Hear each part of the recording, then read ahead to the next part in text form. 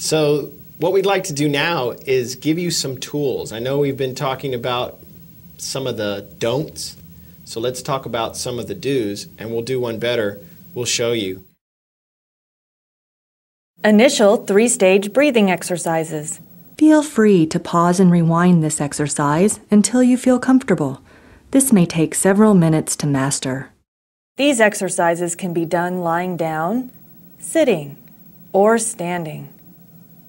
For our purposes, we will demonstrate this exercise standing.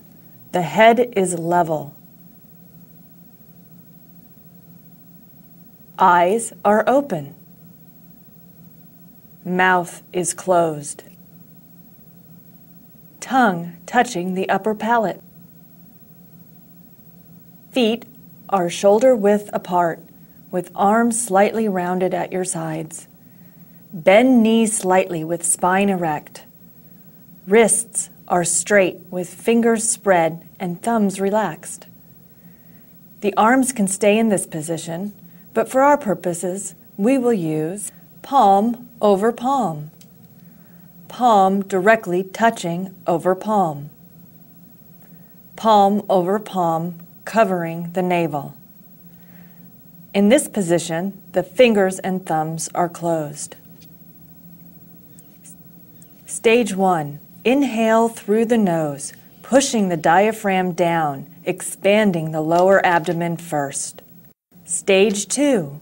Once the diaphragm and the lower abdomen have reached their full range of motion, continue breathing into the chest until it has fully expanded. Stage 3. Exhale through the nose, pulling the diaphragm up, pushing air out of your lungs and allowing the lower abdomen to move back toward the spine. Here is a profile in real time so you can see what it looks like. I'll talk you through it once and then you can stop the DVD and practice for a few minutes. Head level. Eyes are open. Mouth is closed. Tongue touching the upper palate. Feet are shoulder width apart, with arms slightly rounded at your sides. Bend knees slightly, with spine erect. Wrists are straight, with fingers spread and thumbs relaxed. The arms can stay in this position, but for our purposes we will use palm over palm, palm directly touching over palm, palm over palm covering the navel. In this position, fingers and thumbs are closed. Stage 1. Inhale through the nose, pushing the diaphragm down, expanding the lower abdomen first. Stage 2. Once the diaphragm and the lower abdomen have reached their full range of motion, continue breathing into the chest until it has fully expanded. Stage 3. Exhale through the nose, pulling the diaphragm up, pushing air out of your lungs, and allowing the lower abdomen to move back toward the spine. Take 5 minutes to check your stress level.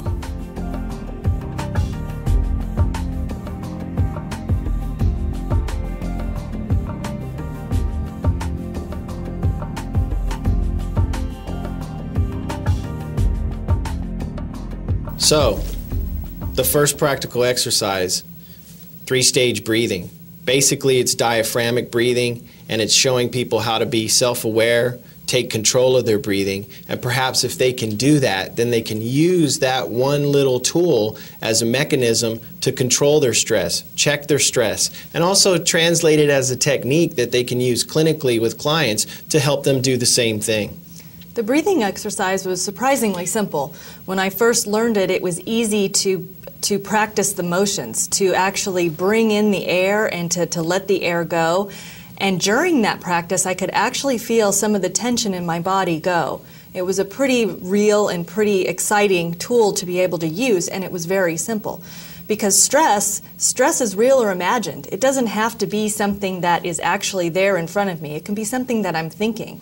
And so anxiety can happen any morning that you're getting ready to go to work and you're stuck in traffic. And so you can use this breathing technique simply in traffic, just to breathe in and breathe out in a simple way. Right, to help with something like road rage, for instance. I mean, I know we're throwing the word around a lot, stress, but really, what is stress? It's anything that creates an environment in your body or in your mind that creates a drama, a trauma. It can be something as a snake being thrown out in front of you. It can be the idea that you're not going to be able to pay your bills.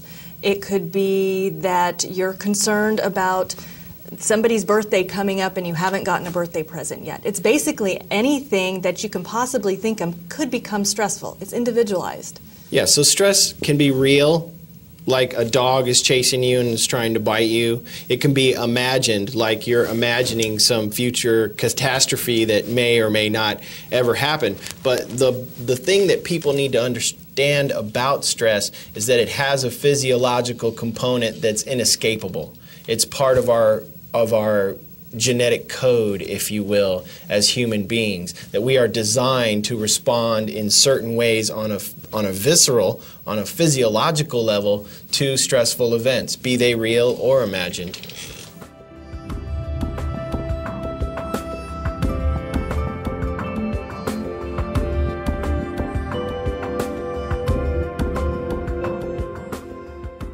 We in the helping professionals seem to be at a higher level of homeostasis than the average Joe.